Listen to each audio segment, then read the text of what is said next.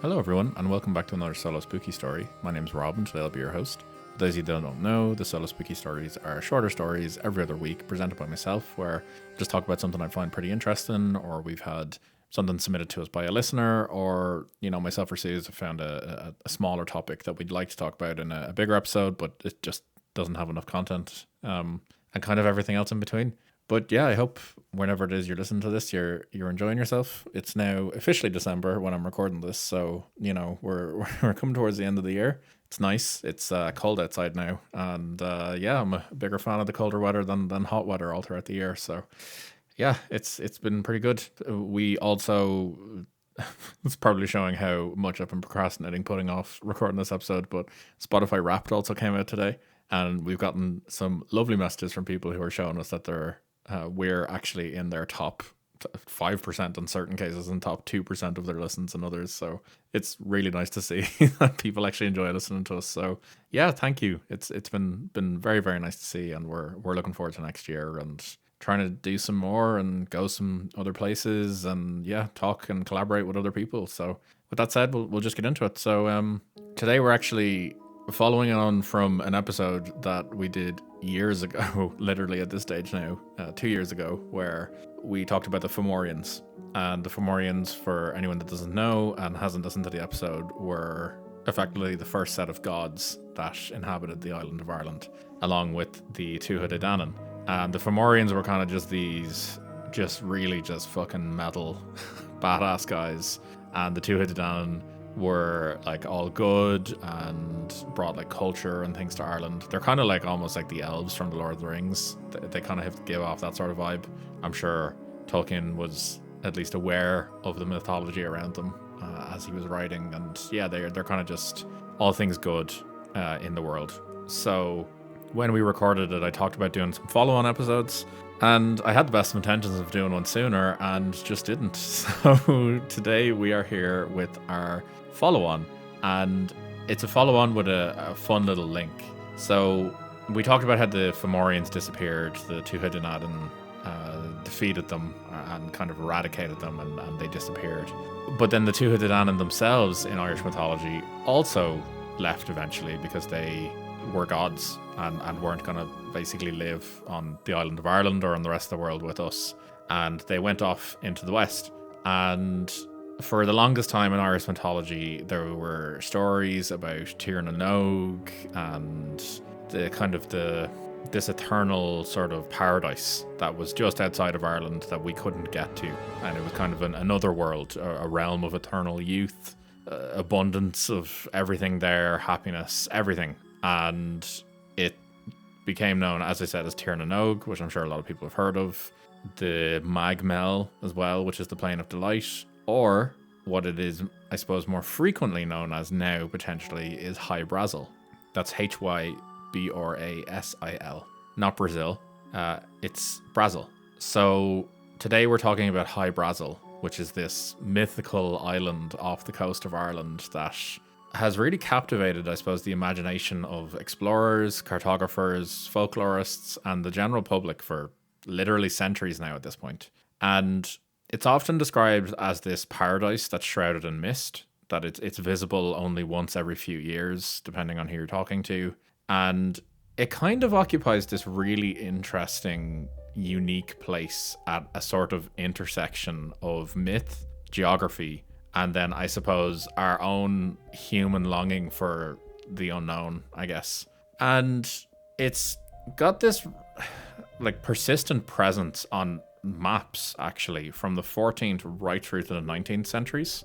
And it's coupled with these numerous reported sightings and expeditions, and it's just got this kind of enduring legacy as this phantom island, effectively, in maritime history. And we're gonna get into it today, but there are literal maps of the time that talk about its existence, and it's almost kind of accepted that it existed, which is really, really interesting. So we're going to get into it and talk about it. Before we do get started on the main lore, I suppose we should probably talk about the name Hy Brasil. So the name, the current, I suppose, accepted spelling is Hy and then a separate word, Brasil, Hy Brasil. It's also been spelled as Hy Brasil, Hy Brasil, Hy Brasil, Hy Brasil, as in the country, and Hy Brasil and Hy Brasil. So there's many variants, and it's mostly just down to language. But it's steeped in this, I suppose, linguistic ambiguity, and it's got this kind of mythic resonance about it that even the the lore language is a bit confused. So I suppose there's the initial roots, I suppose, that everyone kind of accepts is the Irish roots, and really just kind of Old Irish. And the most, from what I can see, accepted origin of it is the Irish Hy Brasil, which means the descendants of the clan of Brasil. And Brasil was this minor clan from Ireland, usually kind of in the northeast. And that's kind of the, I think, accepted origin or the name. There's other interpretations of it as well from Old Irish, which suggests this combination of E, which means island, as in I, and Bres or Bras, which means beauty, worth, or kind of mighty, I suppose. And when you combine these two words together, Hy Brasil, it means island of beauty or island of mighty or something along those lines. Obviously, Old Irish doesn't translate directly, but that's kind of the accepted translation. When you then look into, I suppose, the medieval Latin period and kind of moving more into, I suppose, the kind of commercial world, there's another theory that links the name to Brasil or Brazilium, which is a term for a red dye that was derived from the Brazil wood. And this was a fairly valuable trading commodity in medieval Europe. And the Italian geographer Paolo Revelli argued that the widespread use of Brasil on maps may have served as some sort of locational marker for sources of this specific dye. And it was particularly the Genoese sailors that used this a lot. But then obviously there's the connection itself down to the country Brazil. It'd be bad of me not to acknowledge it, that it was discovered by the West, I suppose, the Portuguese in 1500. And yeah, the Brazil wood tree is supposedly the name for it. But so people have pointed to this being another source of the Brazil wood theory. However, Hy Brasil itself actually predates the discovery of Brazil by at least 175 years. The earliest map it actually appears on is in 1325. So there's a lot of kind of theories out there about the name, but I just wanted to go through a few of them. There's a lot more. If you go onto places like Reddit as well, like the Irish folklore subreddit and things like that, there's loads of people talking about it and the name, and there's numerous websites that go into it as well. I just kind of picked the few that I could find that were, I suppose, more popular, but there is a good bit out there. There's actually a book on it as well that I noticed by Barbara Freitag, and it's called Hy Brasil, The Metamorphosis of an Island. And that really kind of does go through the evolution of the name from some sort of possible cartographic error, potentially, to some sort of symbol that was used and myths and everything around it. So I obviously didn't read the full book, but I did kind of look at one or two chapters of it that were available, and that seems to be kind of an accepted, almost Bible for this. So if you're interested, do look into it. So as I talked about as well, then there's the mythological context to it as well. And in Celtic and Irish tradition, Hy Brasil was often associated with the otherworld. We talked about it in the Femorian episode, which is this realm of eternal youth. There's an abundance of everything there. No one needs anything, and there's eternal happiness. It's heaven, effectively, or paradise. And the island's name, whether it references a clan or a king or some other thing, it kind of reinforces itself as a place apart from us. It's this paradise that's just beyond our reach, but it's quite close to the mortal world. And I suppose if people want to keep going down the route of Tolkien being inspired by all of this, if you're familiar with his works, the Undying Lands off to the west of Middle-earth are where the elves live, who I earlier said were like the Tuatha Dé Danann. They're off there, and us mere mortals can't actually get there. So, you know, there's some similarities there that I'm sure he was, at least as I said, aware of when he was writing. So we're going to go through, I suppose, a timeline of references to the island, and we're going to start, I suppose, in the early medieval period, kind of around the 14th or pre-14th century. Apologies. And so I suppose, as I said, the first cartographic appearance of Hy Brasil dates to the 14th century, but the actual concept of this blessed Western island is actually much older, and it's deeply embedded in Irish and Celtic mythology and lore. So there's the adventure of Bran, who's the son of Febel. That's from the 7th century, and this is an early Irish text which accounts Bran's voyage to an island, which when he gets there, he sees that it's supported by gold pillars, and there's constant joy and music and eternal youth there. And the island itself isn't called Hy Brasil, but the description very closely parallels the later accounts of the islands that we hear about. I also talked about Tír na nÓg, and Hy Brasil is frequently linked to Tír na nÓg, which is the land of the young, or Mag Mell, which is the plain of delight. They're both similar enough, and other mythic islands in Irish tradition. And these are places where time actually works differently. Sorrow and death are completely unknown, and the gods, the Tuatha they dwell there, so they live in this just paradise, effectively. And then I suppose moving slightly later, then we have the Saints and the Promised Lands, where there was this blend of Christian allegory with older pagan motifs. And an example of this is Saint Brendan the Navigator, where there's a voyage to the Promised Land, or the Isle of the Blessed. And these tales are, I suppose, most talked about from a text in 900 AD in the Navigatio Sancti Brendani Abbatis. Apologies for my Latin there, but that's as good as it's going to get. And they talk about the saints traveling to these blessed islands and that they acquire knowledge there effectively. And it's effectively like they're getting knowledge from God. That's what they talk about. But it's this persistent myth that from as early as the 7th century, and even potentially earlier, it persists all the way through. So by the time we get to the 14th century and its first appearance on maps and things like that, like this island has been talked about for at least 600 years by 1325. So like this is an enduring myth throughout history. And as the point I'm trying to make is that even by 1325, it's an ancient myth that's being talked about. So I suppose the most distinctive feature for Hy Brasil is that it's persistent in its presence on European maps for over 5 centuries. And this is despite the lack of any sort of empirical evidence for its existence. But its journey in cartography is very well documented, and it is very prominent throughout European history as well. So the first, I suppose the earliest known map anyway to depict the island is from 1325, and it's Angelino Dulcert's chart, where he labels this area off to the west of Ireland. He labels it as Brasil. It's Bracile. That's really the first known reference to it anyway on a map. 50 years later, then we have the Catalan Atlas from 1375, and it shows the Ilha de Brasil as 2 separate islands, and it's reinforcing the idea of this shape of the island that I'll talk about soon, but it's establishing the lore around even what the island looks like.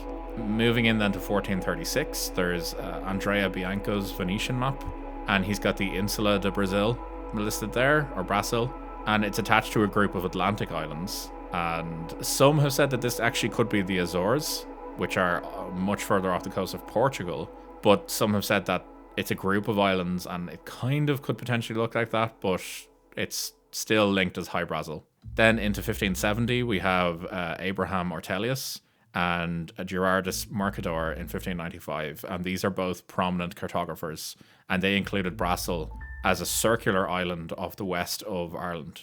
And again, they have this circular island with this bisecting river going through it, which was depicted earlier in the Catalan Atlas as well. So this is 200 years since the Catalan Atlas was written. And again, they're showing this again, the same shape, the circular looking island with a river going through it. Then into 1630, we have another text, and it depicts, again, Brasil, and it's a circular island divided by a river. Then into 1753, we've Thomas Jeffries. He labels it as the imaginary Isle of O Brasil, and it's reflecting this, I suppose, a shift from cartographers at this point where they're maybe being a bit skeptical about its existence. Guillaume de Lille, then in 1769, marks it as the Rocher de Brasil. He's calling it Brasil Rock, and it's indicating that it's still there, but maybe they're thinking that it might be some sort of submerged feature rather than an actual island. And then its last known, I suppose, appearance as something that should be considered as part of a naval chart anyway is in 1873, and it's on a British Admiralty chart where it's spelled as Hy Brasil, which we know it as now, the Hybrasil. And that's in 1873, so the last known occurrence of it anyway. So that's, a good 550 years of it being featured in charts. So yeah, there was, with it being on all of these charts, there was a number of failed expeditions naturally to find this island, but it didn't stop people from trying. So there were numerous medieval and early modern cartographers who went there trying to find it. Sailors tried to find it. Locals, even in Ireland, talked about seeing it. It kind of persisted throughout history. So it's not really any surprise, I suppose, that people kept including it on charts when there were so many people talking about it and just, I suppose, keeping it alive in folklore. So we're going to talk, I suppose, briefly now about a chronology of reported sightings that I could find anyway, and some expeditions. So this kind of goes from the 14th through to the 19th century. And this is only a handful. I'm not going to go through them all, but I've managed to get a handful of expeditions and then actually some accounts, some eyewitness accounts talking about it as well. So in 1480, the Bristol expeditions happened, where a bunch of merchants from Bristol in the UK sponsored several voyages in search of the Isle of Brasil. And they were motivated by this promise of actually finding new fishing grounds and trade opportunities. And John Jay Jr., great name by the way, led a 9-week search in 1480, and he obviously returned empty-handed. And in 1481, the ships Trinity and George also were sent in the same area, but they failed to find the island. Then in the 1400s as well, there was the Portuguese and Spanish attempted to find it as well. So Prince Henry, the navigator, sent a ship to locate the island, but with no success. And then the Portuguese again tried to find the island, but they talked about it as the mysterious island of San Brandon, where they actually again tried to find it and couldn't. And then in the late 1400s, then 1497 to 98, John Cabot and Pedro de Ayala, they again tried to find it. So after Cabot led a voyage to North America, the Spanish envoy Pedro de Ayala reported that the Bristol sailors had actually previously discovered Brasil, and they actually said that it was effectively used as an island that was a stopping off point for transatlantic exploration. So they firmly actually believe that it did exist. They just couldn't find it themselves. So yeah, they're kind of some early accounts anyway.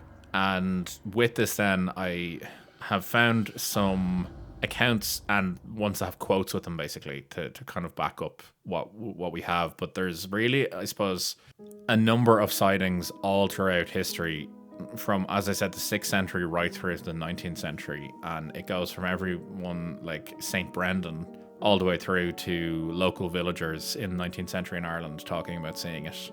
And as I have some quotes here talking about it, Murroch Olay in 1668, he was a local to Ireland. He claimed that he was abducted and brought to Hy Brasil, and that when he was there, he was actually able to talk about seeing Ireland. So the quote from him is, "There is now living Murroch Olay who imagines he was personally on O Brasil for 2 days and saw out of it the Aran Islands, Gollum Head, Irisbegal, and other places of the West Continent he was acquainted with." So this guy is saying directly that he saw this land, and he was so certain that he was on this different island that he was able to point out places in Ireland that he knew about. Then in 1674, there are a number of multiple sources talking about this, but the original story is attributed to Richard Head, where he talks about Captain John Nisbet, and the quote is, "They claim to have met a wise old man who provided them with gold and silver." So they're talking about locals in Ireland and I suppose interviewing them. And they're talking about these multiple sightings, and when they kind of prime them more for it, they say, "Strangely, the captain said that the island was inhabited by large black rabbits and a mysterious magician who lived in a large stone castle by himself," which is just great. But Some have taken this to be the Two-Headed Anon, the wizard. Others have said it's just a story, but it's included in the lore of Hy Brasil.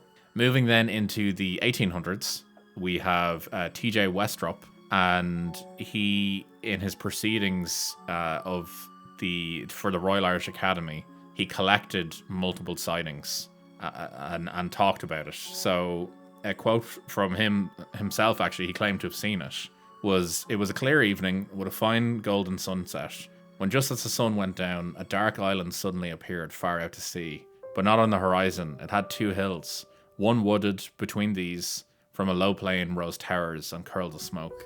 My mother, brother, Ralph Hugh Westrop, and several friends saw it at the same time. So he's saying not only did he see an island, he's saying that he actually saw like settlements appear and smoke rising out of them, which is pretty interesting.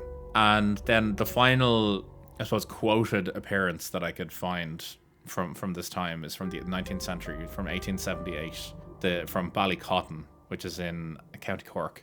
And a number of villagers there talked about seeing it, and the author of the book that deals with this is D.R. McAnally. The book is called Irish Wonders, and it's from 1888. And he talks about how these villagers in the town of Ballycotton, he says that the men of the town and island of Ballycotton were fishermen and knew the sea as well as they knew the land. The day before, they'd been out in their boats and sailed on the spot where the strange island now appeared. The day was clear and the island could be seen as plainly. It was rugged in some parts, rocky, and in others densely wooded. Here and there were deep shadows in its sides, indicating glens heavily covered with undergrowth and grasses. So again, there's a similar enough description there to what T.J. Westrop talked about. And yeah, they talk about these hills and one wooded and rocky and things like that. So there's a bit of consistency there. But again, it's appearing, but no one can actually get to it. So yeah, so I suppose looking at some of the folkloric aspects to Hy Brasil, as I talked about in Celtic mythology, we have the beliefs of the paradise in the land of the blessed and Tír na nÓg and things like that. Others have stated that, as I said at the time, that Hy Brasil only appears once every 7 years. And this, I suppose, is in legend that as it appears only once every 7 years, the time seems to flow differently there. And there's stories about visitors who manage to get onto the island, and they think that they've spent days or weeks there, but only to find that when they've left the island that centuries have actually passed in the mortal world. And this is touched on in the tale of Uisín and Niamh in Tír na nÓg. So I suppose people who look at that, they can link it to Hy Brasil and say that this must be what it is. And as I talked about as well, the Two-Headed Anon, the old gods live there, and that's another belief in mythology. And some accounts describe Hy Brasil as, I suppose, the original home of the Irish gods, that this is actually where they come from. And it's a place of advanced knowledge and has magical powers, and in certain versions of mythology, the island is ruled by a king or a magician, which was talked about by in the accounted sightings of it. And its inhabitants generally seem to possess some sort of wisdom and treasures beyond any sort of human comprehension. I suppose moving then into kind of folklore and literary adaptations then, the Book of Olise in the 15th century, which is an Irish medical manuscript, it has references to Hy Brasil, and it's actually linked to the legend of Morocco, who I talked about. And the author of this book claimed to have received this knowledge and the book itself on the island. The book is now actually currently with the Royal Irish Academy, but it allegedly contains medical knowledge that was reputed to be given to the author on the island. And further myth says that it bestows healing powers and things like that. But I suppose the author claimed that they were given this knowledge by the inhabitants of Hy Brasil. Hy Brasil has also inspired numerous poets and writers. W.B. Yeats talked about it. James Joyce talked about it. Gerald Griffin talked about it as well. There's numerous authors who've talked about it. And I suppose for poets and authors, it serves as a really good symbol of this unattainable beauty and I suppose the spiritual longing and the myth that surrounds it all. Like it's an ideal thing to really write about when you think about it. And then moving then into modern media and literature, then there's numerous references to it as well in numerous novels, in video games. It's still referenced in some way or another throughout history and even in modern times. So before I end all of this, I want to go through some, I suppose, scientific and natural explanations. So there's been some geographical hypotheses that say that Porcupine Bank, which is about 200 kilometers west of Ireland, is a submerged landform. And it was discovered in 1862. And some researchers have suggested that this might actually be exposed during periods of low sea level, or that it occasionally could appear as a shoal at extreme low tide, but that some people could view this as a vanishing island if they were to see it off the coast. There's also the Rockall and Yellow Ridge, which again are outcrops off the west of Ireland. They're located more in the North Atlantic though. But again, these could have been mistaken for islands under certain conditions. Another really interesting atmospheric phenomena that I think we probably could do a full episode on is the Fata Morgana.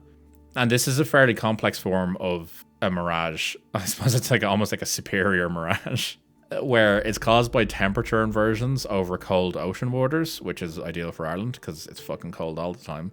And this can create the illusion of distant islands, ships, or coastlines where none actually exist. And these Fata Morgana mirages are actually known to be quite stable and detailed, and they can sometimes last for hours and convince even experienced sailors. There's some reported sightings of these Fata Morganas out there, and they sound terrifying in a sense. So I could totally see how this could potentially work if it is under the right conditions. And then I suppose the final natural explanation, I suppose, is around the cartographers themselves and psychological factors. And a lot of people say that the repetition of Hy Brasil on maps may have been some form of confirmation bias or copying, where because enough people talked about it, that it reinforced the legend through this almost like feedback loop, that people just put it on maps because they expected it to be there. And that any sort of eyewitness testimony to this would just reinforce that belief already. So people talking about the existence of the island would be like, well, of course it exists because people have talked about it for X amount of time. And to them, it's just this confirmation bias that makes sense. So it's pretty interesting when you think about it, I suppose, in that sense. So finally, my favorite part of all of this, which I want to talk about, is some of the more paranormal links to Hy Brasil in modern times. And it's actually, the reason why I want to talk about it, it's actually a link into another episode of ours. And this is probably my favorite link I've ever seen talking about Hy Brasil, and I was not aware about this until I started researching it more. One of the most intriguing modern associations with Hy Brasil is its appearance in the context of UFO and paranormal phenomena.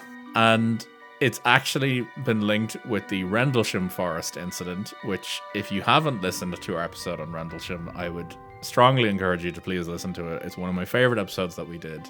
And the SparkNotes version of it is a UFO and then ultimately a craft was seen over multiple nights in Christmas 1980 in the UK in Rendlesham Forest. But one of the aspects of this sighting is that the US Air Force personnel that were based at the RAF Woodbridge in Suffolk, I talked about, they reported encountering a mysterious craft, but Sergeant Jim Peniston, who we will know if you've listened to the episode, claimed to have touched the craft. He claimed to have received a telepathic message in the form of binary code. And when the binary code was translated, decades later, it was found to allegedly, and I say allegedly in the heaviest of senses, contain coordinates that corresponded to several ancient sites. Including on these sites was the Great Pyramid of Giza, the Nazca Lines, and most notably, the traditional location of Hy Brasil, which is 52 degrees north and 13 degrees west. He allegedly also had some reference to the year 8100, and he himself thinks that this could be a link to possible time travel or advanced civilizations. But yes, some UFO researchers have pointed to the Rendlesham Forest incident as some sort of evidence of a lost or hidden civilization associated with Hy Brasil, and that there's some sort of ancient alien or lost civilization that is out there still existing, and we just have to look to find them. Absolutely wild. Probably my favorite link I've ever seen, and I'm absolutely loving it. But yeah, that's Hy Brasil. There's numerous stories, numerous accounts, everything. I could have gone about this numerous ways. I decided to just give an overview of it and to let you yourselves go look at it if you want to. If you're interested in anything particular, you can ask us to look into it further. But yeah, I just wanted to give it a general overview of Hy Brasil and the, I suppose, the high points to it. But yeah, I hope you've enjoyed this one. I'd love to hear your thoughts on Hy Brasil and on the Two-Hooded Anon, the Femorians, even on Rendlesham Forest itself. You know, there's many links to numerous episodes that we've done here. But yeah, you can get us on social media and Threads and Instagram at the Spooky F Pod. You can get us on the YouTube comments once this episode goes up, or you can email us at thespookyfpodcast@gmail.com. I would love to hear your thoughts on this. But yeah, with that said, I hope you're having a lovely day whenever it is that you listen to this, and we'll catch you in the next one. Take it easy, guys.